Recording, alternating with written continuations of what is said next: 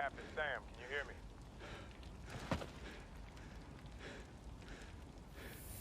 On your left.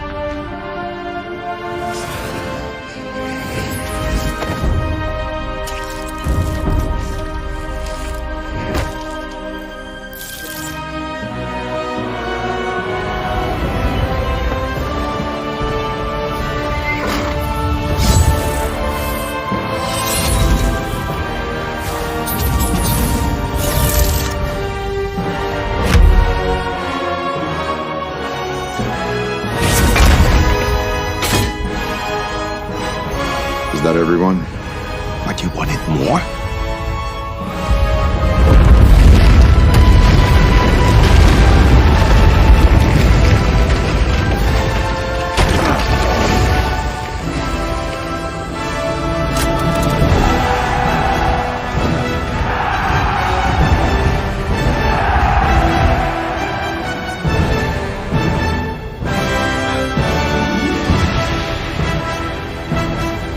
Avengers!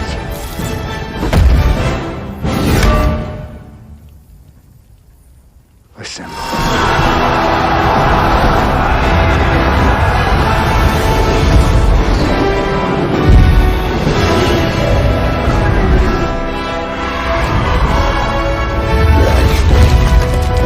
So, how about that intro? I don't know if you saw, Bob, but there's this intro going around where they took the Avengers and they took everyone from the Avengers all ganging up to fight against Thanos, who's represented by Hasbro. And it is incredibly epic. And the best part is we're all in there, and Roll for Combat is Drax the Destroyer, which is my favorite one out of all of them. So I couldn't have been happier. I think it was the greatest thing I've ever seen in my entire life. And on top of that, you know what Vanessa Hoskins said, Steve, you are Drax the Destroyer because you're completely unfiltered. So there you go.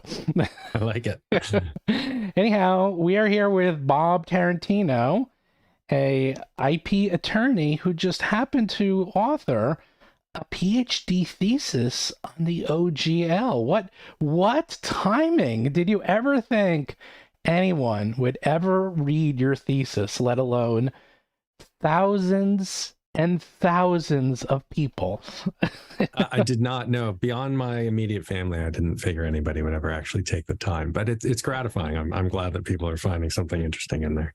In fact, the funny thing is we did a live stream,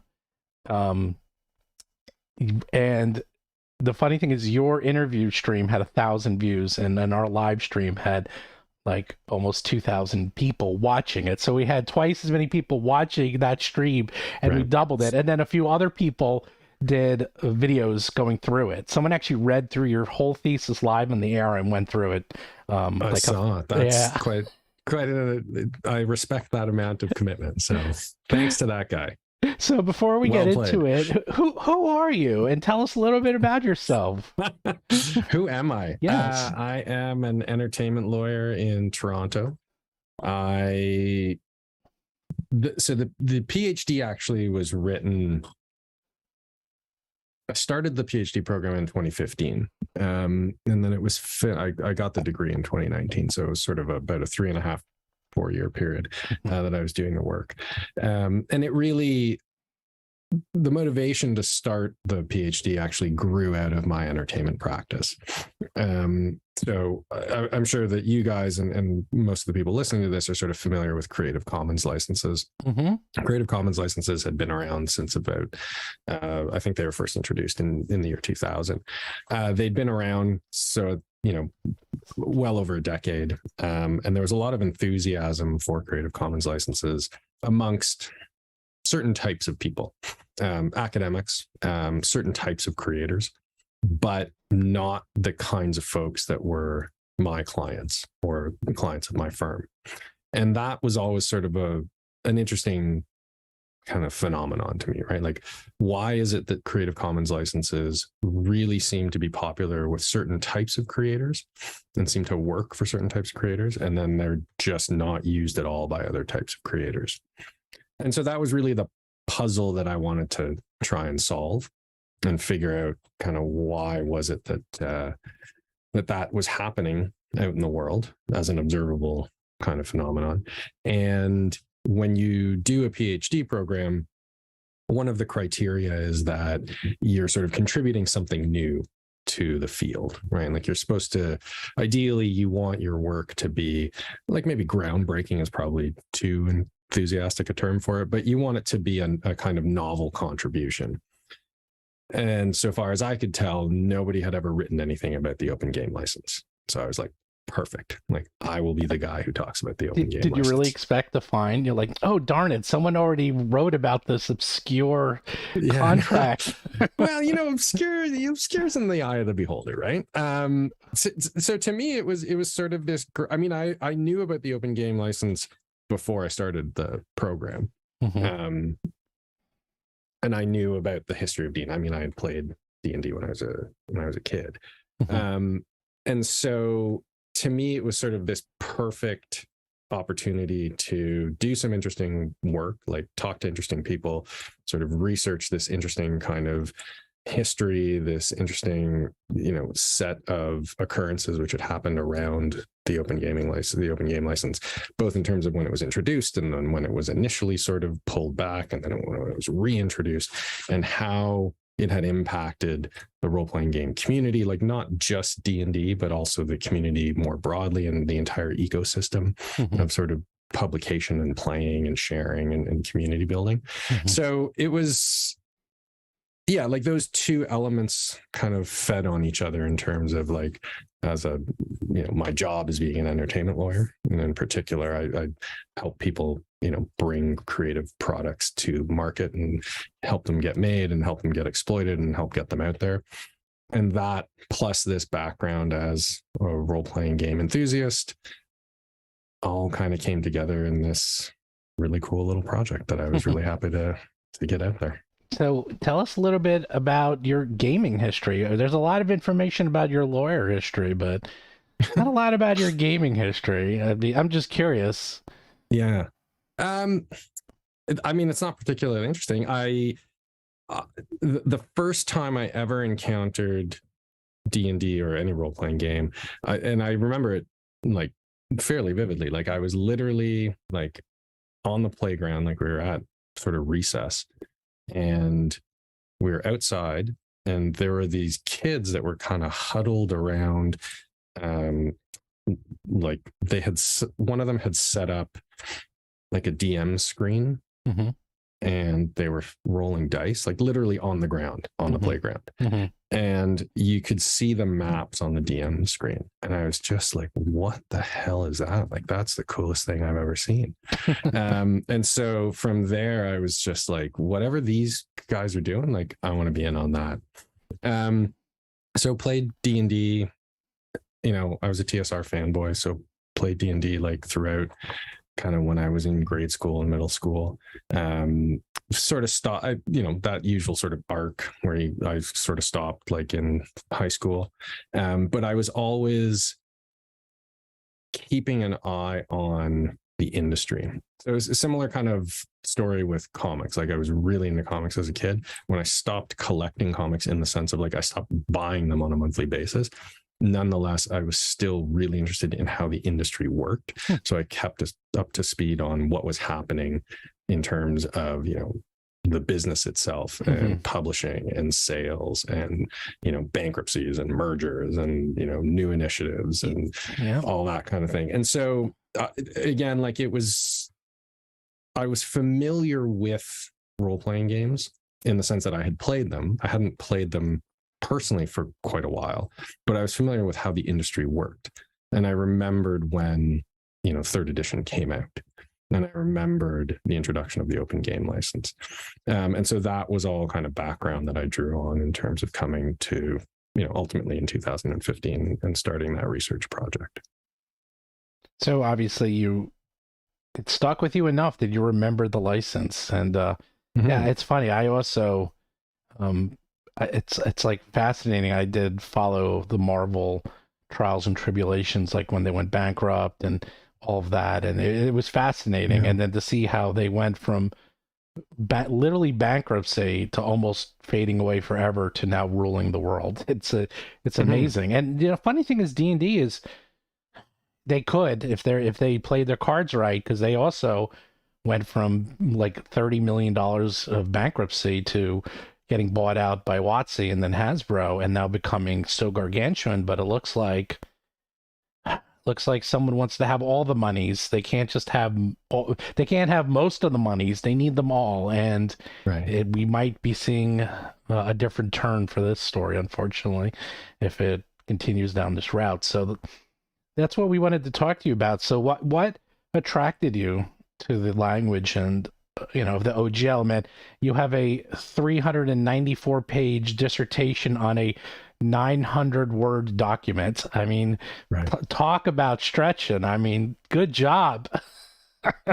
Well, look, so I think the OGL is interesting. I mean, to me, it's just a compelling story. Like the OGL and Wizards of the Coast, ultimately Hasbro, and what they did with this thing, with this license that they created, and the impact that it had on the community, and sort of the, I think, unpredicted and largely unpredictable consequences that arose out of the deployment of the OGL.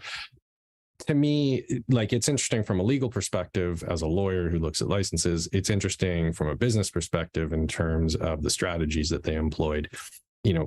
Open content licensing is not something that a lot of large content owners use. But this is one of the biggest brands in the world, right? This is one of the biggest companies in the world that used it, like, intentionally, and accomplished something really interesting with it. So to me, that was, on its own terms, worth exploring. The OGL and open content licensing is also, as I sort of alluded to, like, it's kind of odd from a legal perspective, in the sense that historically most copyright licensing was understood to occur kind of on a bilateral basis, right? Like, you have a content owner who licenses content to a licensee, and they enter into a contract. Contract says certain things. Usually there's royalties. There's like certain kinds of restrictions that are imposed on the use of the content. And that's kind of it. Open content licensing, and there's a bunch of different examples of this, which happened sort of in the late 90s and early 2000s, all kind of clustering together. But open content licensing, like, really turns that model on its head, right? Like, it inverts the traditional approach to copyright licensing, and it says, rather than bilateral licenses, we are going to have standalone, sort of universally accessible licenses. We're going to make the content available to anybody. They can do basically whatever they want with it. They don't need our permission. They don't have to pay royalties. There's very little ambiguity in the licensing terms in terms of what's allowed or what's not allowed. It's basically sort of opening up the sandbox and saying, like, here's the stuff, go for it. That's just kind of inherently interesting from a theoretical perspective, right? As sort of like a legal analysis, that's kind of peculiar. People had done things like that on very small scales before. But in the late 90s, early 2000s, it kind of became this thing with things like the Creative Commons suite of licenses. So the other thing that's really interesting about the history of the OGL is, like, just how successful it was and how sustained it was, right? Like, the OGL, I'm convinced, others disagree, I'm convinced it played a big role in the resurgence and the revitalization of D&D. And as a consequence of that, there was a resurgence and revitalization of the entire role-playing game market, right? Like, for good or ill, D&D is like the biggest, it's the best-selling, it's the most popular, it's the longest-lasting role-playing game. Without the OGL in the year 2000 and the efforts of Ryan Dancy and the folks at WoTC who sort of made that happen, and Hasbro ultimately that made that happen in 2000, like, I'm not convinced you still have D&D today. And I'm not convinced that it has kind of the cultural cachet that it has today, right? Like, there's a real risk. If you were looking at this in like 1998, there was a real risk, I think, that D&D becomes this sort of artifact, like this relic that people remember playing in the 1980s. I'm sure that, and I think it's demonstrable that the OGL played a sizable role in maintaining the continuity of the game and the vitality of the game. And I think when you talk about the OGL and you look at what's happening today, like, I think you have to keep in mind kind of the prehistory of the OGL, right? And what I mean by that is, one thing to take account of is the fact that, like, copyright law is just complicated, right? Like, it's just inherently, by its very nature, complex. It's the analyses are very fact specific. They're context driven. It's largely unpredictable, right? You can have, if you get like 5 like copyright lawyers in a room, pose a question to them, like, you will get at least 6 different responses, right? So there's not a lot which is straightforward in terms of how you apply copyright law to a given set of facts. Fine, that's one thing. When you apply copyright to something like D&D, it's often really difficult to do, right? So like, there's sort of a strain of commentary out there that says something along the lines of, like, you didn't even need the OGL, right? Like, the OGL sort of does it gives you nothing which you didn't already have. And to me, that's a little too glib, I think, right? Like, it's a little too reductionist. It says something which is kind of true, but true kind of in an overly simplistic sense, right? Like, so, you know, oftentimes these discussions will start with the proposition, okay, well, copyright law doesn't apply to the rules of games. Like, totally true. But I think you have to keep in mind that formulation, like that rule, arose in a context where it's like, copyright law doesn't apply to the rules of like checkers or hopscotch, right? Like, it doesn't apply to the rules of games. It can be printed on, you know, an index card. Dungeons and Dragons and other role-playing games, like, just simply are not like that, right? Like, from its first iteration, D&D had hundreds of pages of rules, quote unquote rules. All of that expression, all of that content, all of those literary works, all of those artistic works, the maps, all of the charts, all of that stuff was clearly protected by copyright. So to sit there and say, well, like, the rules of the game are protected by copyright, like, true in the abstract, but not particularly helpful in terms of telling somebody what it is that they're supposed to do or what they can do with a given piece of, you know, role-playing game content. The other piece of prehistory that you have to keep in mind is, throughout the 1980s and through the 1990s, TSR, the owners of the game, were like aggressive enforcers of what they claimed were their intellectual property rights, right? So they were constantly starting lawsuits, or threatening lawsuits at least, both based in trademark and in copyright infringement. And you put those two together, so you have an owner who is enthusiastic, perhaps overly enthusiastic, about enforcing its claimed rights. And you have a lot of uncertainty and a lot of ambiguity that even, I think, like a copyright lawyer, like a lawyer versed in copyright, would have trouble finding a definitive answer on, to say nothing about like your average player of the game who may not have any legal background whatsoever, who may still be in high school, who, just does not have the context or the information necessary to figure out what it is that they're allowed to do or not allowed to do. And that's when the OGL intervenes, right? Like that's when Ryan Dancy comes in and says, we're going to make this really simple. We're opening up all of our content. We're releasing it under the open game license. As long as you comply with the terms of the open game license, which, as you alluded to, is 900 words long, fits on a single sheet of paper. Do whatever you want. And so people did, right? Like that's just kind of cool. And there's just to pick up on something that you mentioned there.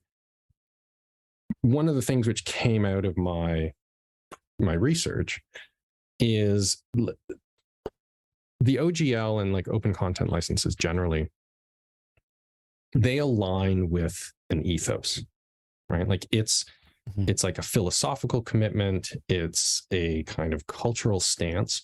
People who are cool with having their content out there and released and manipulated and used and spread around and reworked, those are the kind of people who are going to use open game, the OGL and open content licenses.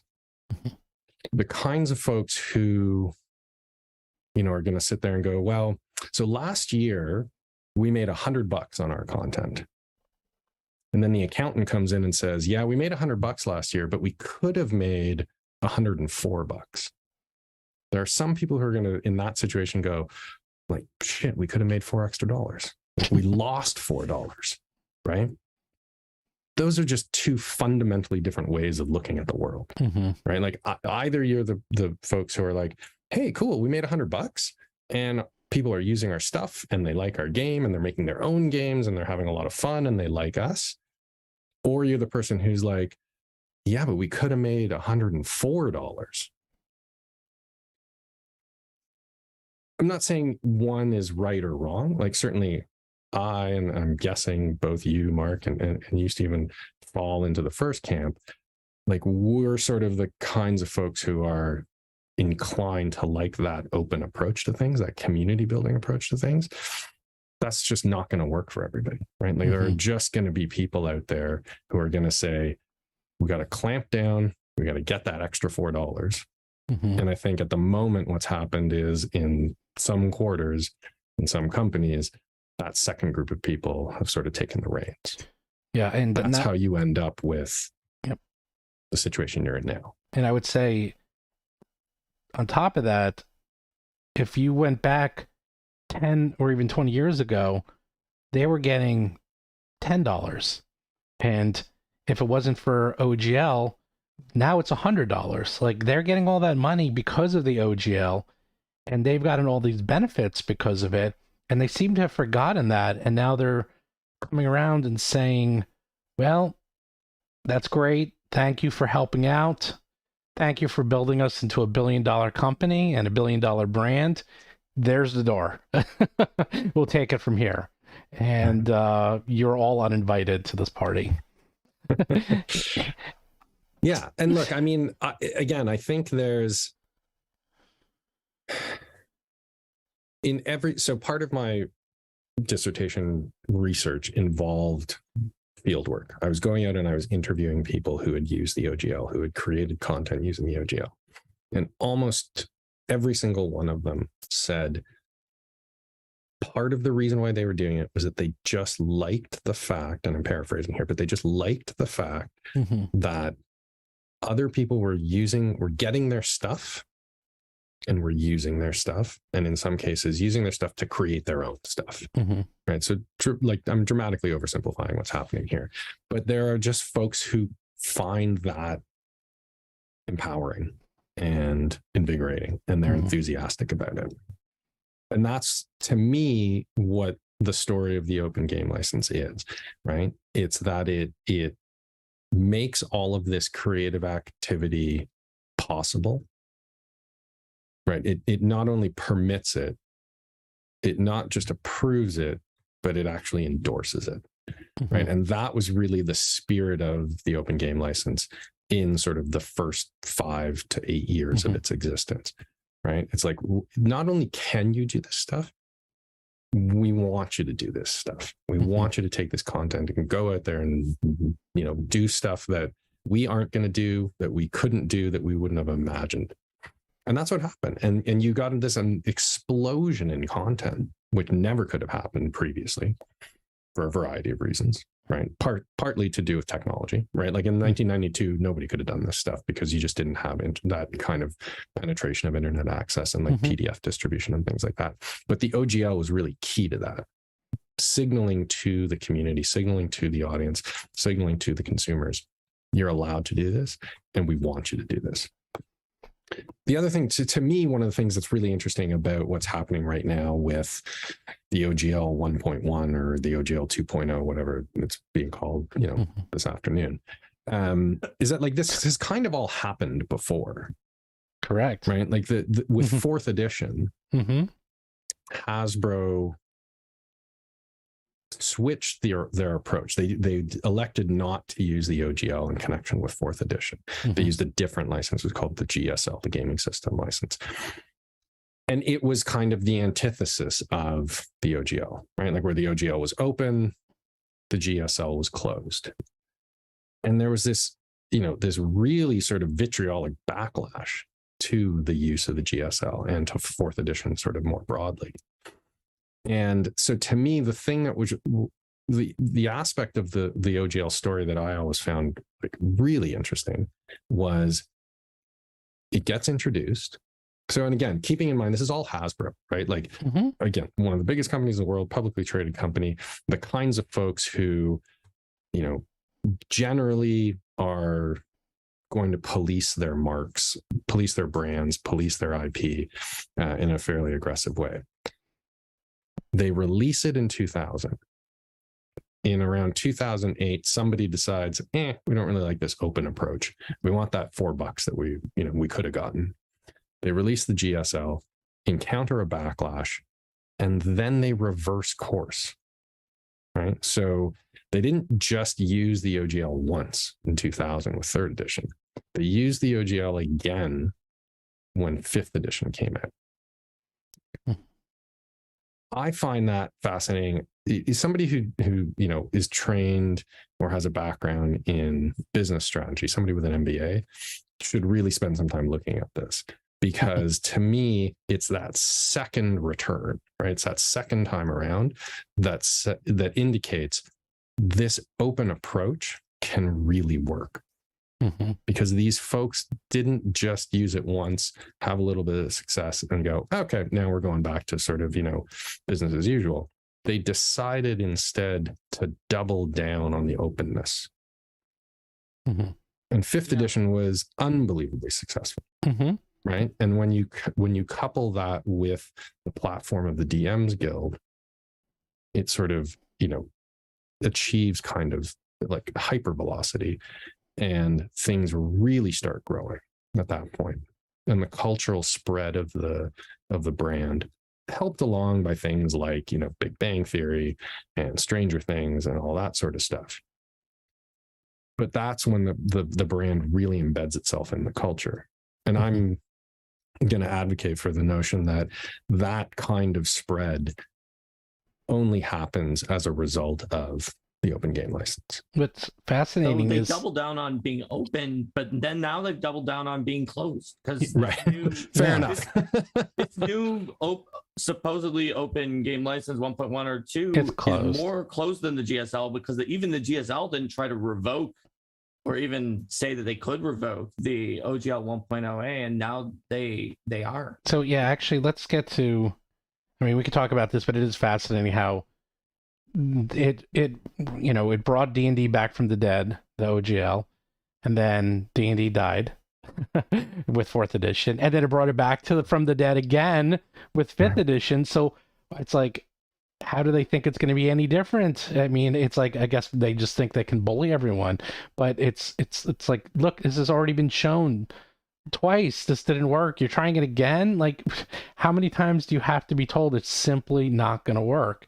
But let's get to the big elephant in the room, which is they keep changing their mind, they keep changing the language, they keep changing their statements, but in the end, they keep coming back to the same thing as they say, as of X date, OGL 1.0A, which is no longer in effect, it's been revoked, and they actually said this, we are taking it off of our website, so you know we're serious, that if you can't get it on the site, then it doesn't exist anymore, and you can't use it.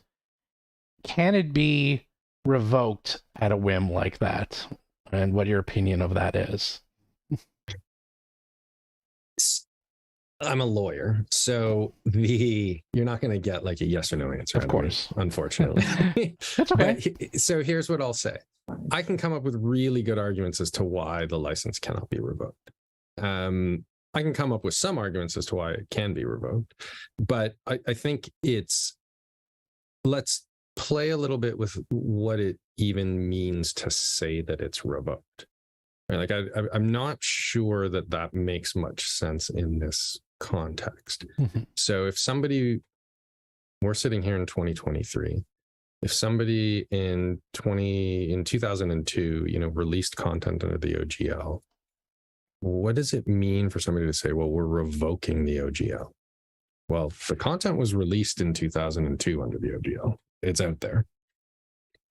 It's sort of permeated through kind of the ecosystem, right? Like it's perpetuated itself through the ecosystem. That content is out there.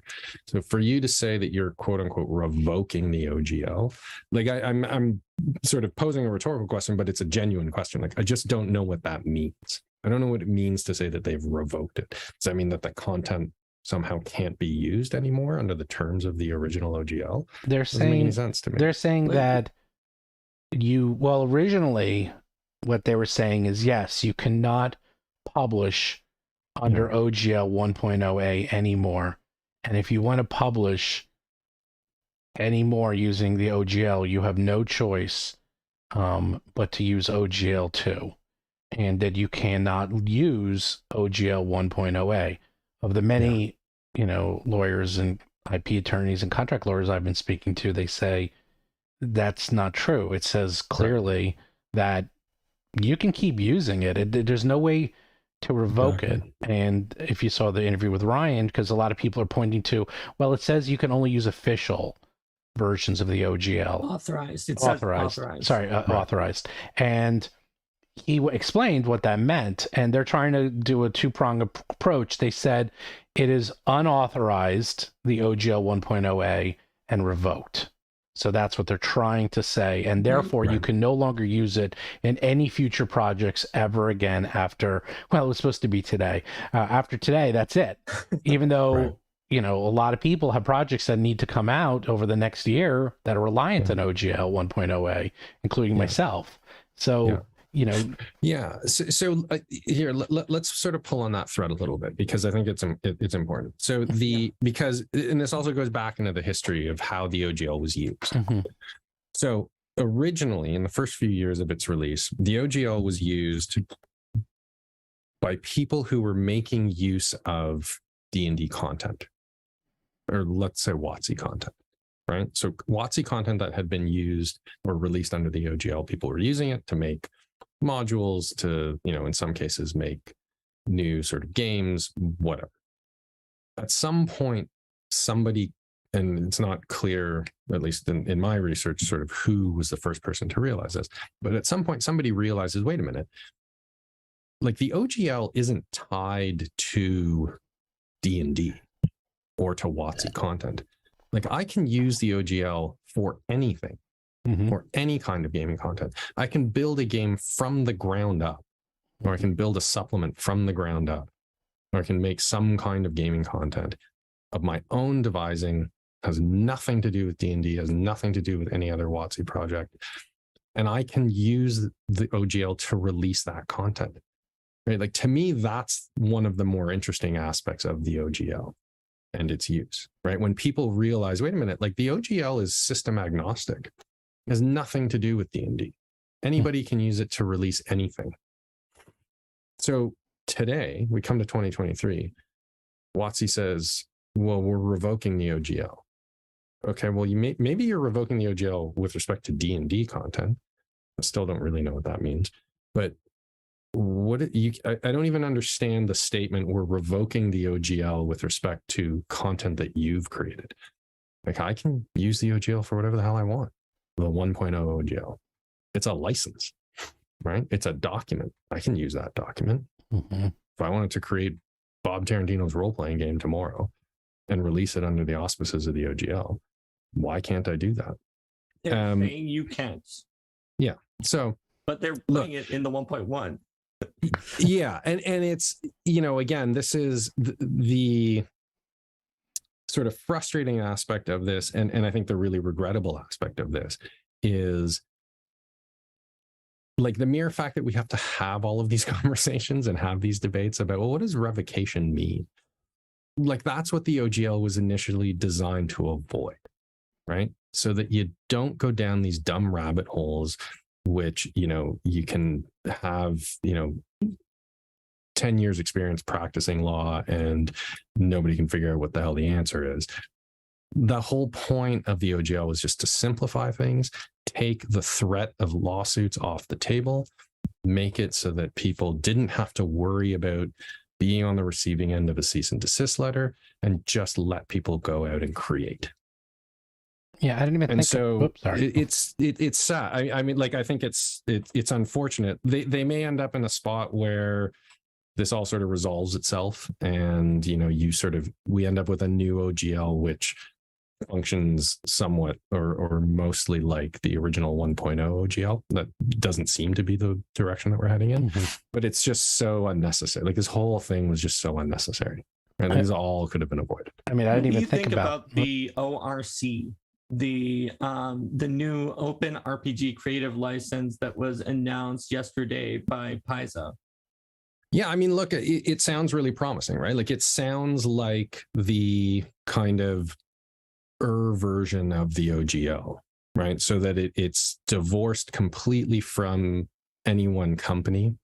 Based on the Paizo statement that I saw, it looks like they're going to avoid even having ownership of the license be vested in a particular company, so that there are no sort of insinuations that anybody has control over the ORC. And look, if what it ultimately ends up reading like aligns with what was in that Paizo announcement, I think that's a fantastic thing. I think it aligns with what was in the OGL originally, the 1.0 OGL, and I think that's great. Like, and that's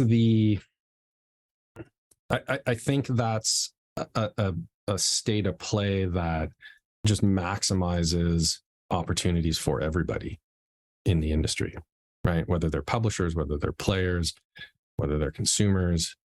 That's the great place. That's a great place to be. So maybe the end result here is that the sort of center of gravity shifts from the OGL over to the ORC. And, certainly, like, I don't want to begrudge anybody, including Hasbro, including WoTC. Like, I don't begrudge anybody making particular decisions about how they decide to monetize their content or exploit their content or enforce their rights. If they think that's what's going to work best for them, great. But I think it's important that there be some other option out there, like the ORC, which, people just we don't have to worry about, well, was it revoked? Like, was the OGL 1.0 revoked? Well, what does that mean? Can I still use it? Can I not? Like, okay, fine. Like, we'll shift to the ORC. We'll use that. We'll make things happen with that. I think that's, it's a second best kind of result in the grand scheme of things. Things would have been better if we had just kept using the OGL 1.0 and we just didn't have to worry about all this. But that doesn't strike me as the worst place to be. So we are getting, I'm just warning everyone, we are going to end in about 50 minutes one way or the other. So we do have some questions in chat. Some are just comments, but we'll go through them. And some are just general. Let's see. Yeah, we didn't have too many. The first one, I think, is Uncle Brett yes. for $20, who said, does this affect D&D first and second editions, which were written prior to the OGL 1.0A? So that's a great question. So that gets us into this whole story of the old school Renaissance, the OSR, which again is another one of sort of these twists in the story, this kind of quirk in the tale here. So sort of similar to what happened with people deciding or realizing that they could use the OGL in connection with projects which had nothing to do with WoTC, like just using the OGL as a license in the same way that somebody could decide to use like a Creative Commons license. Somebody figured out or took the initiative to say, well, wait, if I look at the SRD for 3.0, I can kind of reverse engineer out of the 3.0 SRD those earlier editions of AD&D at that point in time. And so you have the old school Renaissance, and you have this sort of explosion of old school games, which are clearly kind of, you know, at minimum inspired by older versions of D&D, AD&D and D&D.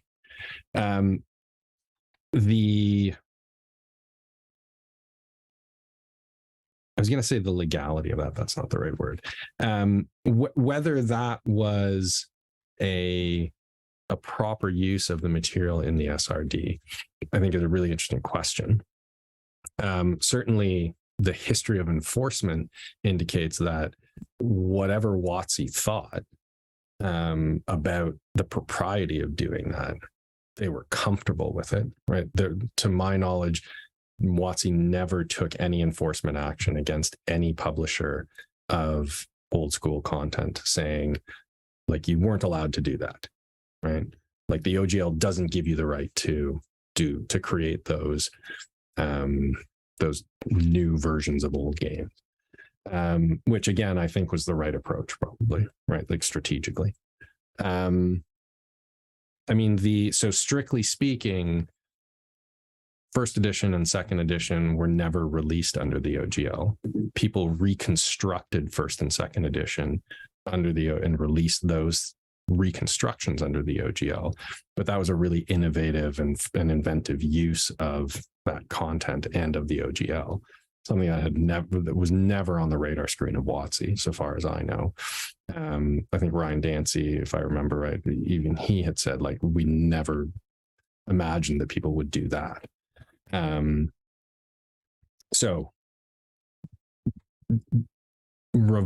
quote unquote revoking the OGL shouldn't have, again, any impact on those old school Renaissance games. Like I just don't, again, as a lawyer, like I just don't understand what that means.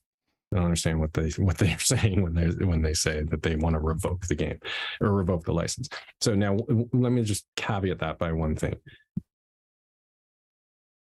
In the fourth edition with the GSL, the way that the GSL worked was it said, if you use the GSL, you agree not to use the OGL.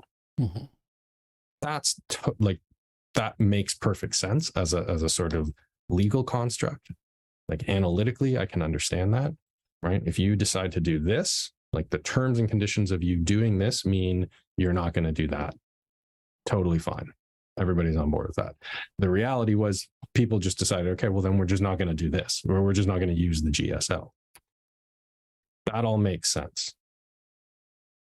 To my knowledge, I haven't seen the text of the new OGL, but to my knowledge, that's not what they're talking about doing with the OGL 2.0.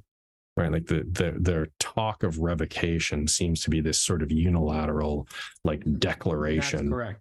Yeah, like we're revoking. Like again, they just said, don't get it. They said that on the 13th that it would stop. Obviously, they've amended it since then. They're gonna change it. But in the leaked document, said it would stop on the 13th, and that it would be effective, assuming that you publish anything. And there was a little FAQ to explain it on the bottom. That's like, what if I don't like the new terms of the 1.1? It said, that's fine. You just have to cease publishing anything starting on January 13th, you can't put anything out. That's Right. okay. Just like halt your business Right. was in there. So they definitely have this new opinion that they could just unilaterally revoke it and stop people from using it. Yeah. And look, I think one thing that we should sort of pick up on is this notion of control, right? And this goes back to something I was saying earlier, which is the type of people who are going to use open content licenses, the type of people who are going to use the OGL to release content, have to be people who are comfortable giving up control. Right. And again, like that's a psychological state, right? Like that's just a personal preference. That's an individualized stance, like either as an individual or as a company. If you're going to release content on an open basis, you have to be comfortable that people are going to do stuff with that content that you don't like and that you're not going to be able to do anything about. What we saw with the GSL, 4th edition, and what we're seeing with this new iteration of the OGL is there's sort of a reintroduction of control, or there's a reassertion of the right to control. And again, I'm pretty agnostic on whether companies should or should not do that. Like if people aren't comfortable with their content being out there and being malleable and being manipulable and people having the ability to use their content in a way that they find objectionable, then you should not be releasing your content under an open license, because people are going to do that, right? Like there are going to be uses that you are going to find, loathsome. But if you do want to engage in open content licensing, you have to get comfortable with that fact, with that notion that the stuff's out there. People are going to do all kinds of things with it. Some of it's going to be great. Some of it's going to be awful. And you just sort of have to be willing to relinquish that control. It puts much more,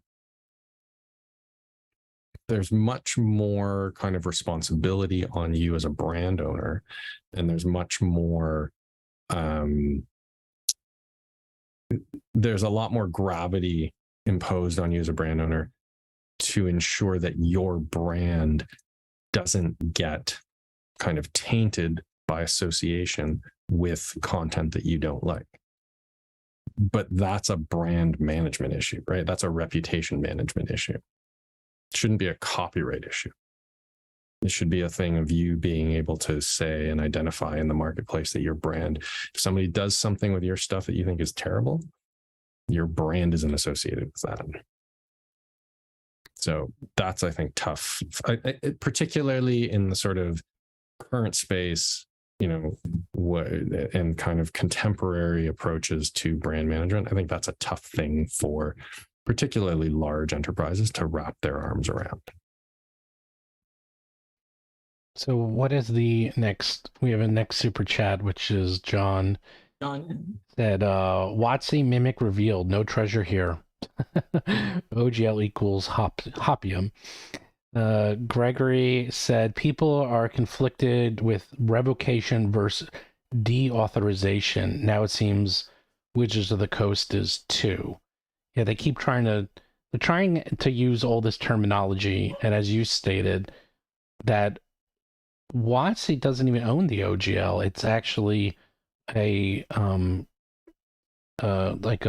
foundation that was created by Ryan, that was the original host of the OGL. So I guess it's like that even comes back to the question of who even owns the OGL and has the power to revoke it. Is it Ryan's organization? Is it WoTC? It becomes even I wasn't even thinking of that. It's not just a question of who can revoke it. Can it be revoked? But who can even do that? Who even has the power to do that? So, Tiger Eyes said, doesn't there change the licensing for D&D 4th edition reverting to OGL 1.0A, D&D 5th edition demonstrate knowledge of how OGL was intended to work, new content for 6E, but not previous content under OGL 1.0, 1.0A. Not sure what they're asking there exactly. Doesn't change their licensing, reverting. So demonstrate knowledge how. I think not exactly sure. Yeah, it's hard to say. They're talking about the change in licensing for 4E and how they reverted in 5E to the OGL Right. show that they understood. Oh yeah. So right, that they understood Yes. the OGL and how it was right, actually because that's meant another to work. Yeah, that's another one of their defenses, Bob, is they're saying, well, we didn't understand, like, we didn't really mean for the OGL to do all of this stuff. And Even though they had an FAQ that said that Yeah. they meant for the OGL to do. yeah, all I this mean, stuff. if you know, it's like, well, maybe you should have done your homework, and maybe if you didn't understand it, you shouldn't have been letting people use it for 23 years. I mean, it's so silly. This whole, they're trying to rewrite history. Is really, it's simple as that. Chub Toad said he ordered the Pathfinder 2 beginner box today, based on Mark's recommendation. Thanks, there- Chub Toad. Hey, and come back to our stream in about an hour and a half. Yes. I'm going to be unboxing a beginner box too, so you can look with your beginner box and ask me any questions that you have about Pathfinder. We're going to be back on. And Newton Harford said, new monster, the Oh God Lawyers. As an action, the OGL can engulf a creature in stacks of parchment. The target must succeed a DC 20 Constitution save or be restrained and begin to suffocate. There you go. We actually have a monster kind of like that in the Battles of Bestiary. Weirdly enough. We actually do. I'm not renaming it though. Arthur said, by the way, yeah, Paizo is offering a 25% discount on Pathfinder. The code is Open Gaming, I believe. So I want to point two things out about that really quickly. Mhm. First of all, it's super cheeky that they decided to give the 25% of their sales to you, the customer, with a 25% discount, since that is the royalty that WoTC was demanding of everyone in the 1.1, like exact percentage wise. Second of all, there's a secret thing in there where if you order the core rulebook with that discount code, it will wind up giving you the Lost Omens World Guide PDF for free. They hadn't mentioned that initially, but certain people, they had said, we have a secret extra thing for you, but they didn't say what it was. And certain people online I saw on Twitter had attempted to buy it and saw that they got this other book for free. So I'm going to point that out here to our viewers who might not have seen that elsewhere, that you can get that also. So this is actually a very fascinating question. It'll never happen, but King Graham Johnson said, what do you think would happen or how things would change if D&D joined the Paizo-led orc license to survive all of this backlash? I've been saying since day one, and I'm glad you keep saying it, Bob, this is all about control. This has nothing to do with money. This has nothing to do with it. This is control. This is all about control. They're trying to control content. They're trying to control the market. They're trying to control means of distribution. And if they didn't have an issue with control, then none of this would be necessary. So what would you think would ever happen? It's, let's say they join Orc. Okay. Then they lose control of everything. I mean, what's your take? And look, let's talk a little bit more about that control concept there, right? Like we can be a little too glib about the notion of control, right? Like, so giving up control it's easy for me to say. It's easy for somebody who doesn't have, $100 million worth of revenue that's on the line. Mm-hmm. Like, I respect the fact that it can be, it's, you have to take a real leap of faith if you are a big company, if you're a publisher that has employees, to say nothing of lots of employees, if your livelihood is on the line, it's a real leap of faith to sit there and say, we're just going to give up control. And it's sort of the rare animal that can do that, right? Like when you look at authors, like authors of fiction, Creative Commons licenses. Like their Creative Commons licenses have been out there for almost a quarter of a century now. Like if you look at the number of books, like pieces of fiction that have been licensed under Creative Commons licenses compared to the number of books that have been published using conventional approaches to copyright monetization and dissemination, it's minuscule. Right? Like the number of people who are willing to give up control in the way that a Creative Commons license contemplates, it's a small number of people, but they're really committed to it. And they're really happy to be able to contribute to a fan culture and to contribute to the community and to give up that control in exchange for reach.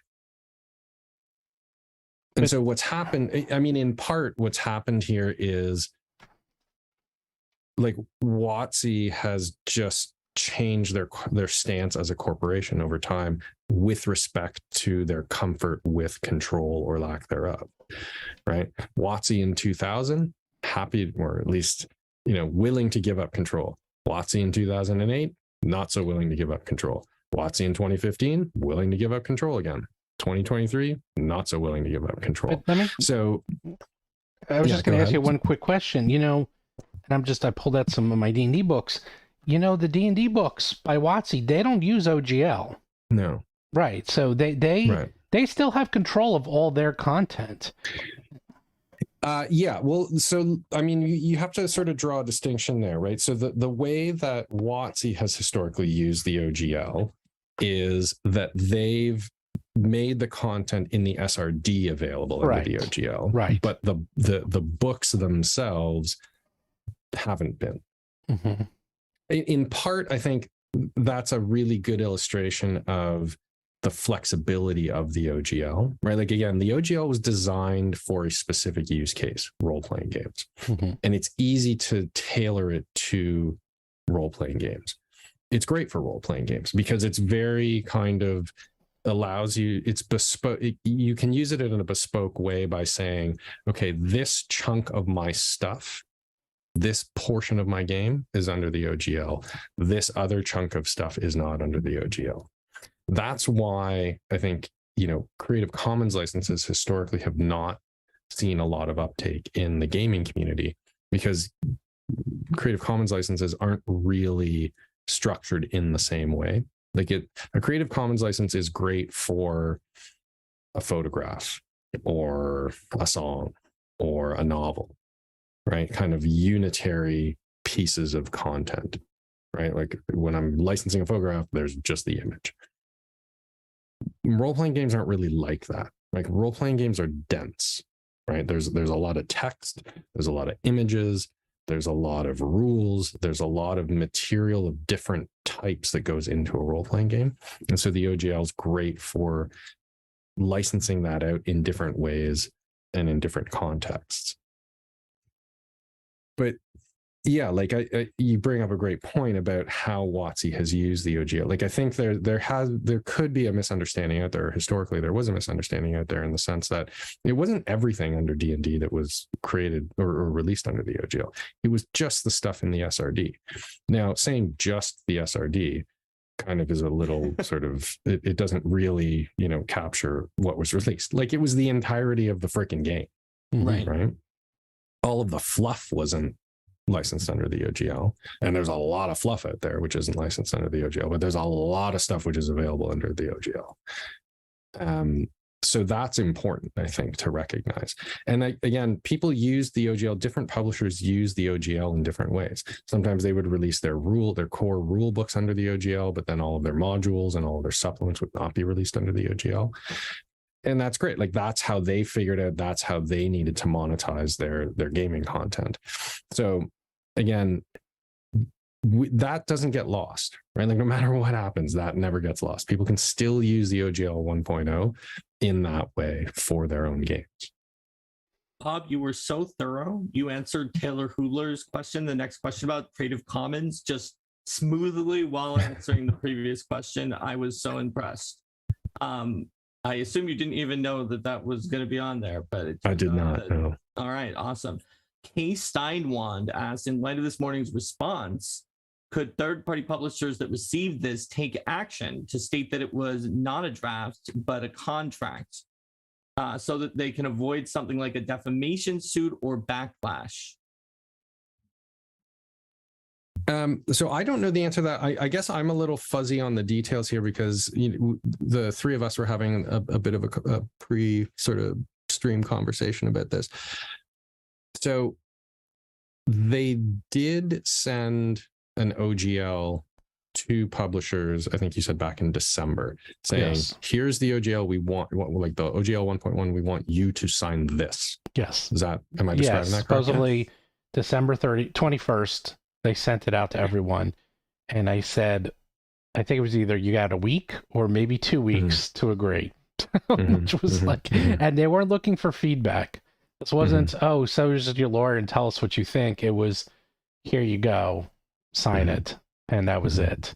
They didn't ask for feedback until, from what I know, January 9th or 8th. It was after the leak and all of this had started. Yeah, after this started to get out of hand. But in their statement today, they claimed, oh, no, it was just an early draft that somehow got out, even though it was... It's a process. It was so Right. processed that, that Kickstarter head of gaming even tweeted being like, yeah, we totally got this and we made a good deal for you. If you use Kickstarter, we'll get 5% off of that. I mean, royalty. yeah, they already worked out deals with other people to put it into this quote draft. And it wasn't a draft. But anyhow, back to the question, Mark. Yeah, the question is about whether or not they should take action or could take action to indicate that it was a contract to avoid a defamation suit or some other kind of backlash. I really don't know. Yeah, I'm not sure. I mean, look, I think speaking as a lawyer, people should avoid courts, right? Like avoid lawsuits. It's a terrible way to spend your time and money. Like just don't do it. And again, that's one of the wonderful things about the OGL was that it diverted all of this energy and effort away from conversations about, well, is this copyright infringement? Is this not copyright infringement? It didn't matter, right?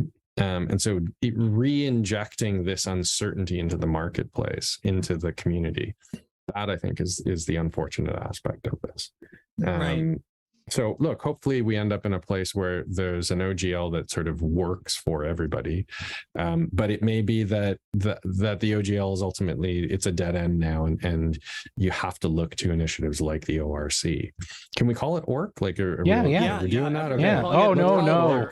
There's huge pictures of orcs that are everywhere about it. Oh, yeah. Yes, you can call That it. that was not a mistake. As amazing. As Eric Mona said to me, it was time for them to have a redemption arc.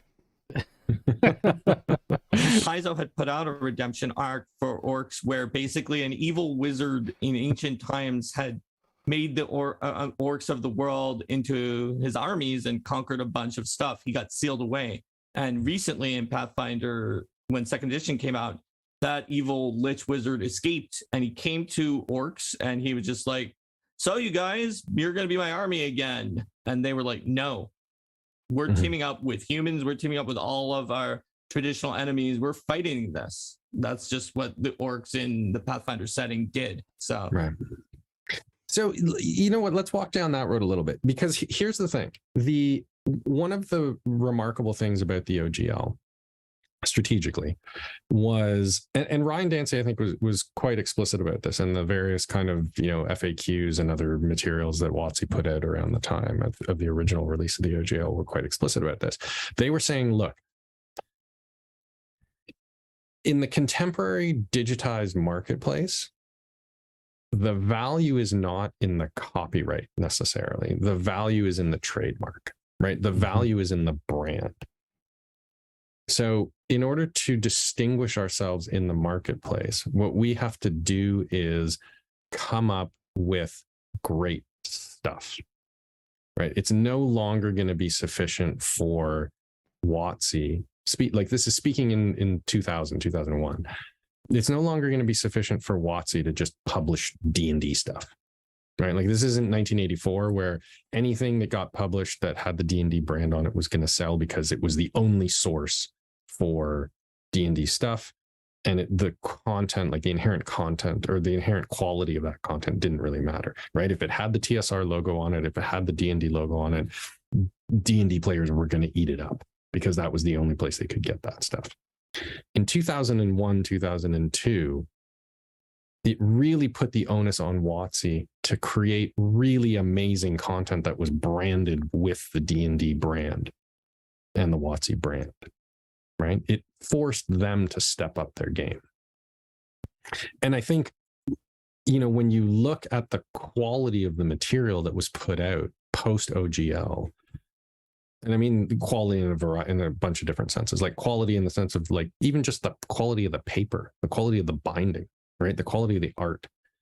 It was of a higher quality than what was coming out pre-OGL, because they had to make sure that their stuff, that their branded stuff was good enough that it motivated people to buy it because of its quality and not simply because it was the only thing available. They introduced competition into the marketplace by giving people the ability to make their own D&D content. That's an amazing thing, right? Like there are very few companies who are historically have been willing to do that. But they recognized that sort of the vibrancy of the community was going to be enhanced by letting people create stuff on their own and letting people share it and make money off it. That's the other thing that's remarkable about the OGL, right? The OGL was not like a Creative Commons non-commercial license, right? Under the OGL, you could sell stuff. You could make money off of your stuff. You could take WoTC's content that had been released under the OGL, remix it yourself, create something new, and sell it and make money. Like in the annals of business, that is a very unusual situation, but it worked for everybody, right? WoTC made a bunch of money. WoTC got stronger. Paizo comes along. You have a whole bunch of other companies who make an enormous amount of content and, build businesses based on that content. And then you have an entire community of people who they're not, replacing their income necessarily. They're making some money off of selling stuff, but they're just having a great time making this stuff available to the community and seeing it get played and seeing it get commented on, seeing it get used. That's a really remarkable kind of, that's a remarkable story. Yeah. And, that's the kind of thing that I think we should be encouraging. And that's the kind of thing that the ORC license is going to encourage. Yeah. I mean, it's people because of, as you probably saw the interview, Dancy compared it to a telephone. The more people who add to this community, the more people it can reach. If you're the only one with the telephone, you can't use it, but you have all these people who love this community. And, a lot of people, who especially who publish in DM's Guild, which takes a 50% cut, they do it for the love. They do it for the love of the game. They do not do it to make money. And that's a lot of people. And every one of those people is helping the brand because WoTC only puts out 2 or 3 books a year. So people are going to be hungry for more, content, or more importantly, if they're looking for, I don't know, a playable dragon, which is what we put out, it's like, they're not going to put that out. No one's going to put that out for various market reasons, but we will. There's a lot of weird stuff out there that will find the market because of the OGL, because it allows that. I mean, as you said, it's like, it is. I mean, I already knew it was a fascinating document, but just hearing your stories, it's like, wow, this little document, this little itty bitty document it's revolutionary, really. It's phenomenal what it was able to do. Should we try? I think that's a great description of it. Before we end, what do you guys think? Let's go through some more super chats. There's too many. I think we won't get through all of them. So let's pick and choose which ones we can answer, because I know we do have a hard stop time in about 20 minutes. So Lord God asked, would you have to accept the 2.0 to agree to the revocation since it's within the license? I feel like we talked about that a little with you already, Bob, how they kind of put in the license that it's all going to end whether you accept it or not. And you were saying that in the GSL, it did say only if you accept the GSL do you lose access to the OGL, and that works. But that it's pretty fishy to put in, oh, it ends, and whether you agree to this one or not, we're just ending it here, is a little weirder.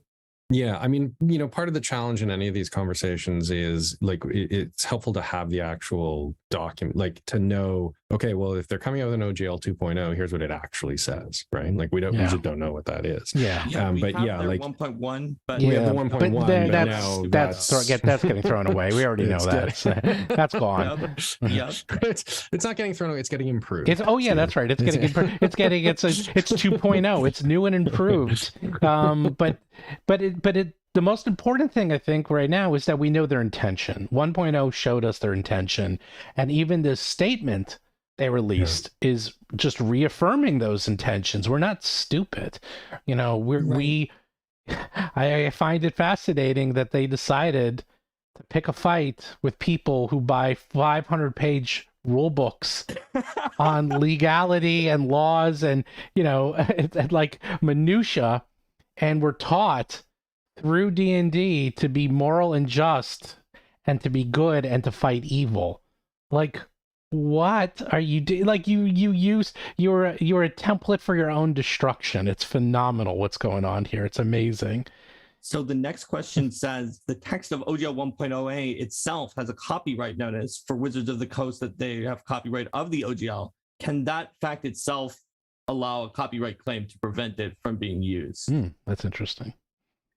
That's a good question. I mean, the way that the license is constructed is it requires the license to be reproduced in any content which is used under the license, right? So like to me, they sort of hoop themselves with that language by saying, because I can't properly use the license unless I copy the license. And so then for the licensor to turn around and say, well, you copied the license, therefore you've infringed copyright, that's a little cheeky. Like that's like, I wouldn't want to be the one standing up in front of a judge trying to explain that.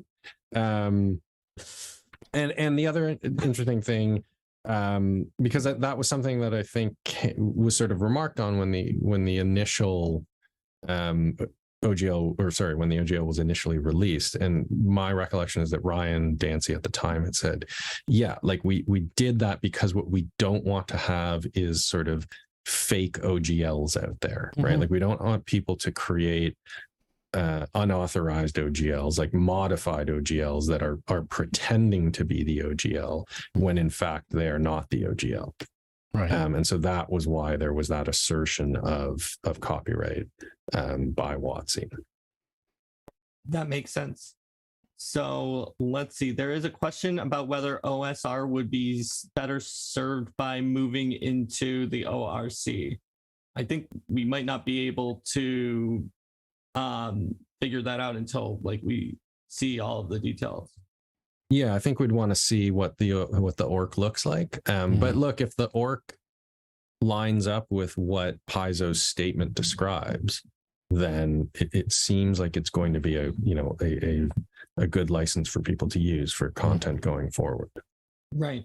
So there's a question about brand management that is saying, with regard to brand management, like you mentioned earlier, the OGL sort of covers that because you give up the right to say you're compatible with their trademark Dungeons and Dragons as part of OGL 1.0a, which you otherwise would have been able to legally do under trademark law. Yeah, that's totally right. I mean, the other thing that sometimes gets overlooked, and we haven't talked about, so my fault on that, is that the OGL was released in conjunction with a trademark license, a D20 trademark license. So the idea sort of was people who were going to be creating content using the OGL were also going to be agreeing to the D20 trademark license. But the two documents, the two legal instruments were not tied to each other, right? Like it didn't say you can only use the OGL if you agree to the D20 trademark license. And the D20 trademark license was ultimately rescinded and they no longer make it available. But yeah, you're absolutely right. Like there's there is some control built right into the OGL with respect to the brand, right? Like with respect to the D&D logo, with respect to the WoTC logo, and the indicia, like the different brand, different trademarks that are sort of in that suite there. So yeah, like there's you have to draw a distinction between the copyright elements here and the trademark elements. That's absolutely the case for sure. That makes sense. Actually, I remember reading about the book of erotic fantasy and the distinctions between, I think you said in your thesis, the revocable D20 system license, and as compared to the OGL, which you were saying was not revocable in the thesis. The word revocable happened to be something a lot of people control F through your thesis for no reason at all. Right. One person said one of the brilliant parts of Orc not being owned by a given company helps to get you out of the brand management because it's maintained by a law firm or open source Linux Foundation type situation. Yeah. Then great role-playing Debbie said, hey, amazing content. Love the journalism you guys have been putting in. Definitely allowing roll for combats in my game now. Thank you, great role-playing Debbie. We work really hard to put out good content and to get the inside scoop. Draw with Scott said, what about authors that have their characters play D&D? Is it fair use to have fictional characters in your story that's like set on Earth playing D&D? Was that covered in the OGL or a different set of rules?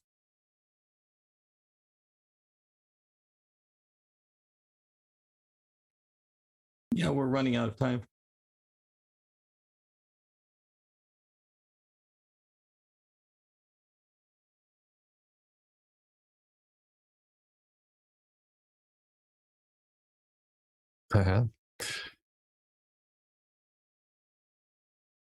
Yeah.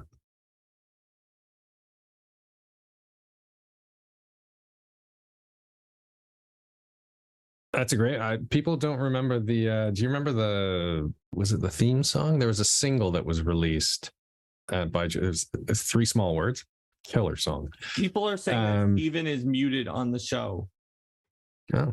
I can clearly I can hear you. Sorry, I was muted because my dogs are barking. We were just talking about Josie and the Pussycats. But anyhow, I was getting to the question of does like the Big Bang Theory or TV shows, do they need permission to use Dungeons and Dragons in their movies or shows or books? We have to sort of. It depends on what we mean by say use Dungeons and Dragons. So if let's say I'm writing a novel. And I just say, in a paragraph, I just say, and then Steve and Michelle and Ahmed like played Dungeons and Dragons. I don't need anybody's permission to do that. If we show like Big Bang Theory, we show them on screen and they're playing and, somebody says, hey, we're playing Dungeons and Dragons. Again, no permission is needed for that.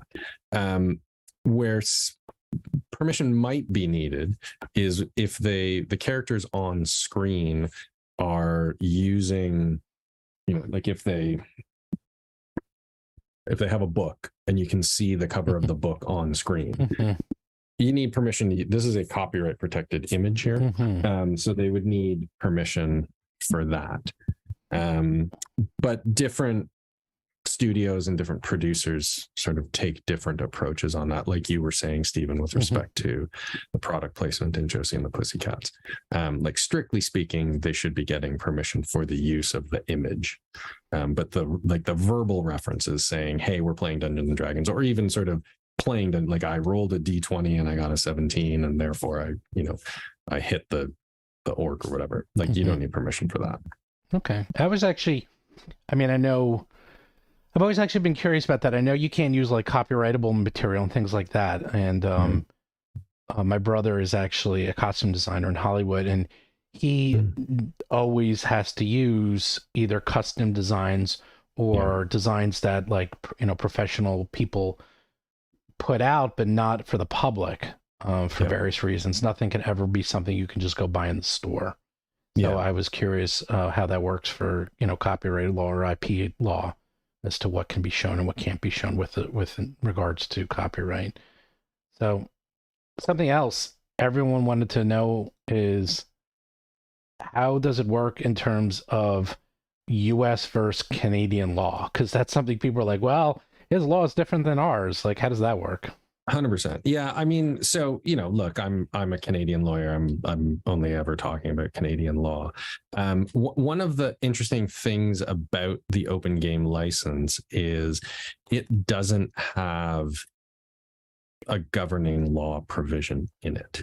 So what I mean by that is normally when lawyers draft contracts, they will put in the contract a governing law provision which says something along the lines of any dispute under this contract is going to be governed by the law of California, Delaware, New York, whatever they choose. Washington State is what they put in the 1.1, so they totally added that. Right. And so the OGL, like the 1.0 OGL, doesn't have that. Right. So it's sort of unclear what the governing law would be, which means that the governing law like you would sort of default to kind of common law rules, meaning it's going to depend on where people file a lawsuit. Right. So if somebody files a lawsuit in Michigan, they might end up having to interpret the OGL under the laws of Michigan. But for the most part, like the things that we've been talking about here, we're talking about things at a fairly kind of abstract, like high level of analysis, where the laws on these points are going to be fairly consistent across jurisdictions, like, or at least certainly common law jurisdictions. So yeah, I mean, I as I said before, like people should just generally avoid lawsuits and courts. But one of the things that I've always wondered about, and which would be fascinating to watch, if there ever is a lawsuit based on the OGL 1.0, is what law is going to govern that dispute. So we are more or less out of time. Yep. What? Oh, by the way, were you happy to find out what the answer to your potation question? So I didn't see that. I know that Ryan had said something about that. I think he was the source of it. But what is potation? No, he was the architect behind the idea of making it, but the author, the lawyer who wrote it, is Brian Lewis of Azora Law Firm. Okay. And Brian is like 90% sure that Brian Lewis is the one who put that in there. Amazing. And just to put in a word that it's an Easter egg for geeks. Exactly. So now you're I love it in your interview. You're like, I don't know who did that. I'd love to know. Well, yeah, now I know. I gotta here's the thing with we have to watch for. Brian Lewis is leading the charge with ORC. So what's the potation of ORC going to be, right? I know. Actually, I already know what the word is going to be. I already know. Here's another accurate. Every single Paizo product, every single one has the word machinations in it. Every single one. It's a weird thing. I don't know why I have never seen a Paizo product without that word. That it will be the word of the day. I imagine we're going to see machinations in there somehow. So I like it. We'll keep an eye out for that in the ORC. So what are you playing now? Since we only have you for a few more minutes, what do you still do geeky stuff? It sounds like you do. Do I do geeky? Of course. I mean, that's sort of part of who I am. I haven't played like a live in-person tabletop role-playing game in like probably about 5 or 6 years. Certainly it was before COVID. I just can't, like online gaming just doesn't kind of work for me. Like I'm old enough that I'm just like, I don't understand what's happening. So yeah, no, look, I the last campaign that I was involved in was a Call of Cthulhu campaign that this great Dungeon Master Jeremy Patrick, who used to live here in Toronto, was running, and it was excellent. And he was a great DM, and I wish he was still sort of in Toronto so that I could play in his games. But yeah, no, I haven't played a tabletop role playing game. Well, anything. Are you playing board games, video games? Any form of geekdom will work. The last board game I played was Wingspan, which is okay. That's good. That's a good one. Great game. Yeah. But yeah, no, I'm a pretty, like at this point in my life, like I'm just a pretty passive consumer of content. So I'm sort of the guy who's watching like, whatever's on Netflix and stuff and snarking about it. I'm not an active creative player anymore. That's a shame. Well, if you ever want to play a game. I wish I had the time. Oh, well, don't we all? But if you got a Gen Con or any of the other cons, let us know. We'll happily I will put do you that. into a game. And Yeah, let's I make that know happen. some pretty good GMs. I must say so I bet you myself. do. Yes. So yeah, thanks so much. Thank you. This is great. I really appreciate you guys reaching out. Yeah, and I have links in the show notes on the dissertation if you want to read it, and a lot of us have. Fascinating stuff, I tell you. Fascinating. Who would have known? Who would have known? I appreciate everybody who reads it. Well, they were saying there's a way to look, and there's like someone else on one of the other channels who's an academic says you can like see the rankings, or like I guess there's numbers, and he says I bet you this is going to be like in the top 5 of all time. Yeah. it's like Here's hoping. Well, because thousands of people I know, because people's like, "Where's the link? Where's the link? I can't wait to download the dissertation we had like and read it." 2,000 people watching, watching Steven watching you live at the same time. It was amazing. It was so much fun. It was so much fun. So also come back in 1 hour, and Mark is going to help you learn how to play Pathfinder. And I'm going to unbox my staff copy of the beginner box that I got at Paizo as one of the authors of the beginner box. I'm going to take it off its shrink wrap. I'm going to unbox it. I'm going to answer all your questions. So come back in an hour for that. And do like and subscribe. I didn't pound everyone on that, but do like and subscribe. And it got it. A lot of people keep asking, what was the thing on revocation? What's the thing on them being able to revocate it? We did talk about it about half an hour back, if you want to go back. And it's the answer is pretty much what you might expect, but just you can see the whole answer, because he doesn't say yes and he doesn't say no. Because you know why? Because Bob's a lawyer. That's right. Yeah. There you go. By the way, there was a lot of support for Bob games, and so if you ever feel like going into the industry, a lot of people seem to like that. You know what? You're like, did you see Top Gun? You know, Bob. Remember Bob? You're him. You could be Bob. I'm a lucky guy. I love it. All right. Well, thanks a This lot. has been amazing. Thanks, guys. Really appreciate it. Thanks. Bye. All right.